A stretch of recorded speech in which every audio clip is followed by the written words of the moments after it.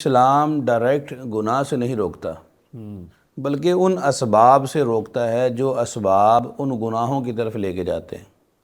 جیسے اللہ نے فرمایا وَلَا تَقْرَبُوا الزِّنَا، زنا کے قریب بھی نہیں جانا۔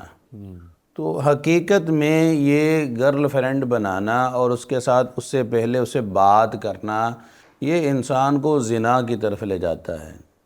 یہ آنکھوں کا زنا، ہاتھوں کا زنا، یہ تو ہو ہی رہا ہے۔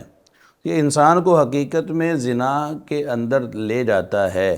اس لیے اسلام نے کیا کہہ دیا؟ وَلَا تَقْرَبُوا الزِّنَا، وہ کام بھی نہیں کرنا جو زنا کے قریب لے جائے۔